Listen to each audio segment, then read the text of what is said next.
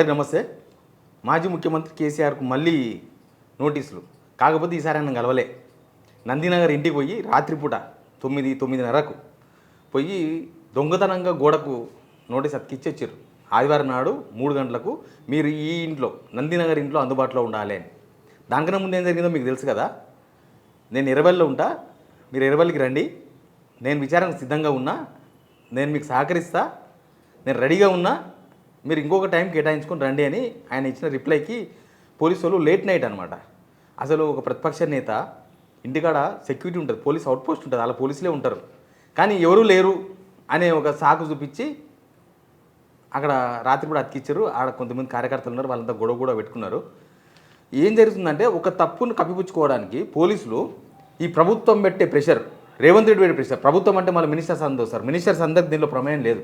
రేవంత్ రెడ్డి తనను vote note కేసులో జైల్లో వేసిరని ఆ కక్ష తీర్చుకునేందుకే ఇప్పుడు రేవంత్ రెడ్డి ఈ విధంగా పోలీసుల మీద ప్రెషర్ పెట్టి చేపిస్తున్నారు అనడానికి ఇవన్నీ ఒక బలమైన ఆధారాలుగా కనిపిస్తున్నాయి. ఎక్స్పీరియన్స్ పర్సన్ ఉన్న ఎక్స్పర్ట్ సజ్జనారు కూడా ఆ ప్రెషర్ పనిచేయనిస్తలేదు. ఆయన ఏ పని చేస్తలేడు, ఆయన లిమిట్స్లో జరిగే క్రైమ్ను ఆయన పట్టించుకుంటలేడు. తెల్లవారుజామున 6:30 కోటిల 6 లక్షల రూపాయలు డబ్బులు డిపాజిట్ చేయడానికి పోతే ఏటీఎం ఉంటాయి కదా, క్యాష్ డిపాజిట్ మిషన్స్, కాల్పులు జరిపిర్రు. దిక్కులేదు, వాళ్ళ మట్టున దిక్కులేదు. మొన్ననే ఫైర్ యాక్సిడెంట్ జరిగింది నాంపల్లిలో, ఇది కూడా ఆయన లిమిట్స్లోనే. ఒక్క మనిషి కూడా కాపాలేకపోయారు వీళ్ళు. గన్ కల్చర్, అది కూడా ఆయన ఉన్నారు కదా రేవంత్ రెడ్డి రైట్ హ్యాండ్, కొండా సురేఖ వాళ్ళ పిఏ ఎవడో ఓఎస్డి, వాళ్ళందరూ గన్, అది కూడా కేసులో బుక్ చేయాలి. ఇట్లాంటి చేయడానికి మాత్రం మనతోనే కాదు, ఇట్లాంటి డ్రామా రేవంత్ రెడ్డి ఆడిపిస్తే డ్రామా ఆడితే జనం అర్థం చేసుకోలేరా? పోనీ సిటీ ఇన్వెస్టిగేషన్లో కూడా సజ్జనార్ లాంటి వ్యక్తులు కూడా తప్పులు చేస్తున్నారు. ఆ తప్పును కప్పించుకొని ఇంకా తప్పులు ఎన్ని తప్పులు చేస్తారు అనేది అర్థమైతే లేదు. ఇది జనాల ముందు ఒక సినిమాలాగా కళ్ళకు కట్టినట్టు కనిపిస్తుంది. కేసీఆర్ ఇప్పటికీ వస్తానంటున్నాడు ఆయన. అసలు నేనైతే ఒక జర్నలిస్ట్గా చెప్తా, ఇంకా నందినగర్కి వచ్చినోడు నందినగర్కే రావాలనుకున్నప్పుడు నందినగర్కి వచ్చినోడు జూబ్లీహిల్స్ పోలీస్ స్టేషన్కి రాలేడా? ఆ నుంచి 2 కిలోమీటర్ కదా, ఇక పోలీస్ స్టేషన్కే పోయి తడక చూపించుకోవాలి. నందినగర్కు రమ్మని పోలీసు రావడానికి 160 సిఆర్పిసి కింద ఏంటి లిమిట్స్, ఏంటి సిటీకి ఉన్న లిమిట్స్ ఉన్నాయా? తెలంగాణ రాష్ట్రమే కదా 20,000 ఫామ్ హౌస్ అనేది ఆయన నివాసం ఉండే ప్రాంతం. చాలా కొన్ని లాజిక్ పాయింట్స్ పోలీసులు చెప్తున్నారు, ఆ నోటీసులో కూడా పేర్కొన్నారు. నోటీసు తప్పే, 160 సిఆర్పిసి కింద ఒక వ్యక్తిని ఇబ్బంది పెట్టడం కూడా తప్పే అని చాలామంది న్యాయవాదులు మాట్లాడుతున్నారు. మీకు కూడా అన్ని విషయాలు చెప్తే నేను సబ్స్క్రైబ్ చేయండి, షేర్ కూడా చేయండి. ఇక నా పక్కన బాక్స్లో మీకు మళ్ళీ పోలీసులు గోడ కతికిచ్చిన ఒక వీడియో మీకు కనిపిస్తుంది. వీడియో అది నైట్ టైం వీడియో, అది స్పష్టంగా కనపడుతుంది నైట్ టైం వీడియో అని. మరి అంత రాత్రి 9:30కు పోయి ఆ చీకట్లో ఎవరు అక్కడ జనాలందరూ ఉన్నా ఆ గోడ కతికించాల్సిన అవసరం ఏమొచ్చింది? ఆడ మాట్లాడుతున్నారు కదా జనం, అంటే ఉన్నారు అక్కడ. అవుట్ పోస్ట్ ఉంటుంది అక్కడ. కేసీఆర్ అన్నోన్ పర్సన్ కాదు, తెలంగాణ సృష్టించిన వ్యక్తి. ఎవరు అవునన్నా కాదన్నా తెలంగాణ అనే ఒక భౌగోళిక రాష్ట్రాన్ని సాధించిన వ్యక్తి కదా. ఆయన ఇంటికాడ పోలీస్ అవుట్ పోస్ట్ ఉంటుంది కదా. ఒక అపోజిషన్ లీడర్కి ఒక సీఎంకు ఉండేంత ప్రోటోకాలు, ఆ వ్యవహారాలు మొత్తం ఉంటాయి, సెక్యూరిటీ అయినా అన్నీ ఉంటాయి. పోలీస్ అవుట్ పోస్ట్, మీ పోలీసులే ఉంటారు. ఇవన్నీ రేపు కోర్టులో కేసీఆర్ గారు వాదించడానికి ఒక పెద్ద పాయింట్స్ ఇవన్నీ కూడా. పోలీసులు ఇంత దొంగతనంగా వచ్చి 160 సిఆర్పిసి కింద ఒక సాక్షిగా ఇంత డ్రామా ఎందుకు? పోలీసులు ఒకవేళ మీ మీద అంత ప్రెషర్ ఉంటే ఒక పని చేయండి, 49 సిఆర్పిసి ఇవ్వండి, 160 సిఆర్పిసి ఎందుకు? లేదు అట్లా కూడా కాదనుకోండి, మీ దగ్గర కాంక్రీట్ ఎవిడెన్స్ ఉందనుకోండి, దీనిలో కేసీఆరే దీన్ని మొత్తం చేయించిండని ఈ పేపర్లు వీళ్ళు అంతా రాస్తున్నారు కదా, మీ దాని కాంక్రీట్ ఎవిడెన్స్ ఉంటే డైరెక్ట్గా అరెస్ట్ చేయొచ్చు కదా కేసీఆర్ని. ఈ తమాషా ఇదంతా, ఈ జోలంతా ఎందుకు? గతంలో ఎన్నో కేసులు, కొన్ని ఉదాహరణలు కూడా కనిపిస్తున్నాయి. వాళ్ళు ఆల్రెడీ బ్యాన్ ప్రకటించారు. ఈ పేపర్లో ఏం రాశారంటే, ఆంధ్రజ్యోతి పేపర్ గురించి మాట్లాడుతున్నాను నేను. ఏమంటారంటే వీళ్ళు ఆదివారం 3 గంటలకు రావాలని విచారణ, ఎక్కడికి వస్తారో చెప్పాలని కేసీఆర్కు సిట్ నోటీసు. బంజారాహిల్స్ నందినగర్ ఇంటికి పోలీసులు ఎవరూ లేకపోవడంతో గోడకు నోటీసులు అంట. ఎవరూ లేకపోవడం ఏంది? ఇదేమన్నా ఏబిఎన్ రాధాకృష్ణ ఇల్లా? రాధాకృష్ణకి ఏమీ లేకపోయినా ఆయనకు గన్మెను, ఆయనకు సెక్యూరిటీ, ఆయనకు వ్యవస్థ ఆయనకు ఉంటుందంట. కానీ తెలంగాణ సృష్టించిన కేసీఆర్ ఇంటికాడ మాత్రం ఒక ఎల్ఓపి, లీడర్ ఆఫ్ అపోజిషన్, ఆయనకు మాత్రం ఇంటికాడ ఎవరు లేరని రాసింది ఈ పేపర్. ఆయన మళ్ళీ ఒకసారి బీఆర్ఎస్ వాళ్ళు చూసుకోండి, ఈ ఏబిఎన్ ఆంధ్రజ్యోతి వాళ్ళ స్టోరీ చూసుకోండి. వీళ్ళ కడుపులో ఉన్న విషయాన్ని ఈ విధంగా చిమ్ముతా ఉన్నారు మీ మీద. రాసే ముందు ఒక జర్నలిస్ట్ ఎవరు రాసిండో తెలియదు, కానీ ఆ జర్నలిస్ట్ ఎవరో చూసుకొని రాయాలి కదా. ఎవరూ లేకపోవడం ఏంది? ఇంటికాడ ఎంతమంది ఉంటారు? ఇంటికి పోతే మీ పోలీసులే ఉంటారు కదా. ఎవరెవరికో తలగుతే పోలీసులు అనవసరంగా గౌరవం కోల్పోతారు, అంతకు మించి ఏమి ఉండదు, గౌరవం కోల్పోతారు. మీరు నందినగర్కు రమ్మని అడుగుతున్నారు, ఆయన మీకు స్పష్టంగా చెప్పిండు నేను ఇక్కడనే ఉంటాను. కొన్ని గతంలో ఉన్నాయి 2024 అనుకుంటా ఏపీలో ఒక మంగళగిరిలో ఒక నమోదైన ఒక క్రిమినల్ కేసు, ఢిల్లీలో ఉండే ఒక వ్యక్తికి సేమ్ ఇట్లాంటి నోటీసే ఇచ్చిర్రు. ఇచ్చి ఆయన రమ్మన్నారు. ఆయన హైకోర్టుకు పోయాడు, ఏపీ హైకోర్టుకు పోతే కొట్టేసింది. ఆయన మీరు సాక్షిగా మీరు విచారించాలనుకుంటున్నారు, ఆయన వాంగ్మూలం రికార్డ్ చేయాలనుకుంటున్నారు, మీరు ఆడికే పోయి చేయండి, ఆయనకి రాడు అని చెప్పింది. నందినార్కి అయితే వచ్చి వేస్ట్. పోతే గీతే జూబ్లీహిల్స్ పిఎస్కి ఇవ్వండి, అందరు మీరు ఎవరు పిలుపు ఇవ్వాలని అవసరం లేదు, జనమే వచ్చేస్తారు. ఇక్కడ క్లియర్గా మీ మీద ఎంత ప్రెషర్ పెడుతున్నారు, పోలీసులను పోయించి రేవంత్ రెడ్డి ఏం చేయాలనుకుంటున్నాడు అనేది క్లియర్గా కనబడుతుంది. ఇవన్నీ ఫెయిల్యూర్సే, ప్రభుత్వం పెడితే పోలీసులు చేస్తున్న తప్పులు.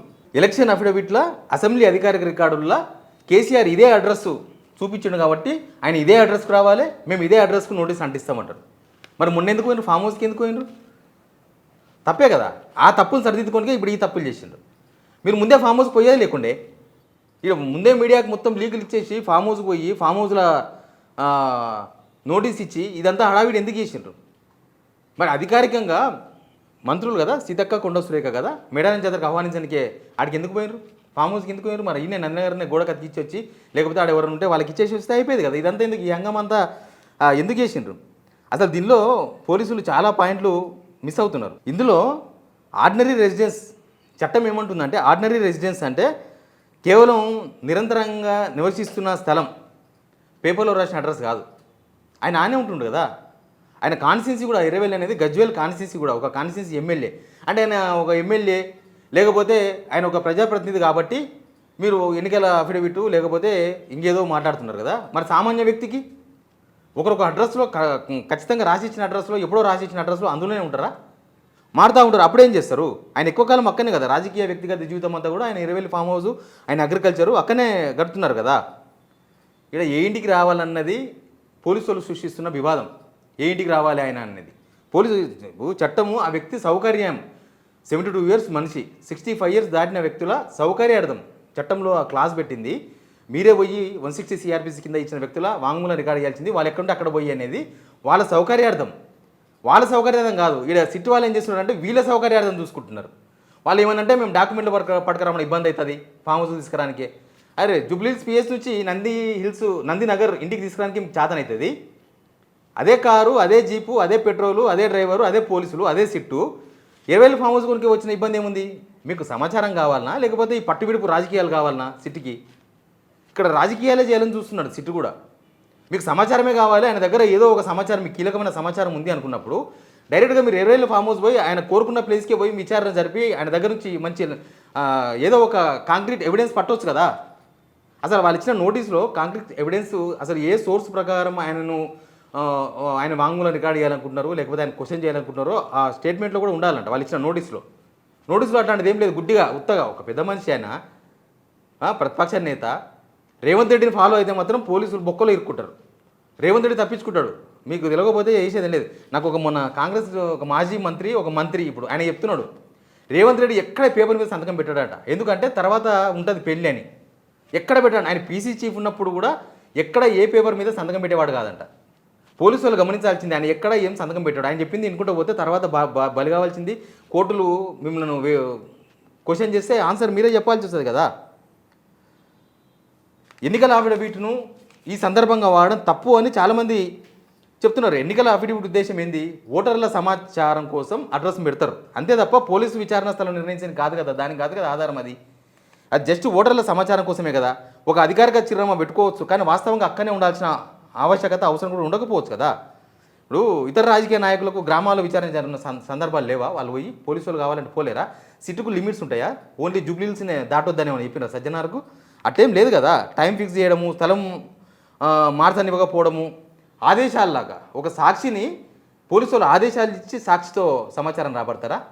ఇక్కడ వీళ్ళంతా తప్పు చేస్తున్నారు. ఎందుకు భయమేముందుకు చెప్పండి?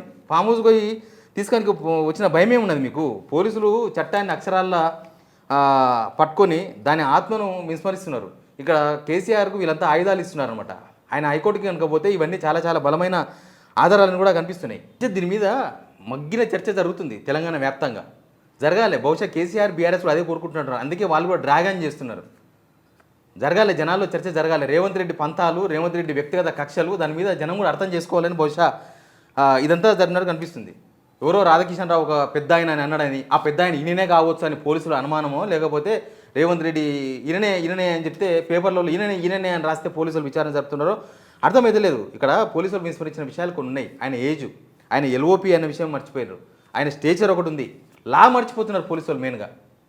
ఎనీవే రేపు 3 గంటలకు ఆయన వస్తాడో రాడో, నందినగర్కు రాకపోతే ఏం చేస్తారు పోలీసులు? అరెస్ట్ చేస్తారా? గుంజుకొస్తారా? పట్టుకొని గుంజుకరండి చూద్దాం. మీరు అదే కదా ఇప్పుడు రేవంత్ రెడ్డి లక్ష్యం, ఆయన గుంజుకరావడం మీద పోయి గుంజుకొని రావచ్చు కదా ఇప్పుడే. ఇదంతా ఈ నోటీసులు, ఈ హంగామా, ఈ డ్రామా ఇదంతా ఎందుకు? అనవసరంగా పోలీస్ డిపార్ట్మెంటే అబాస్ పాలవుతుంది. తప్పుల మీద తప్పులు, ఒక తప్పు కప్పించుకొని ఇంకో తప్పుని కప్పించుకొని ఇంకో తప్పు, ఎన్ని తప్పులు చేస్తారు? ఆయన అరెస్ట్ చేయాలనుకున్నప్పుడు పోయి అరెస్ట్ చేయండి డైరెక్ట్గా, మీతో ఎవిడెన్స్ ఉంటే. ఈ డ్రామా అంతా ఎందుకు? కానీ పోలీసు వాళ్ళు మాత్రం మస్తు ఆయుధాలు ఇచ్చారు కేసీఆర్కి. సరే కోర్టు ఆల్రెడీ ఉన్న చీఫ్ జస్టిస్కి ఆయన ఫైల్ మూవ్ చేసి పెద్ద మ్యాటర్ కాదు, కానీ చూద్దాం ఏం జరుగుతుందో.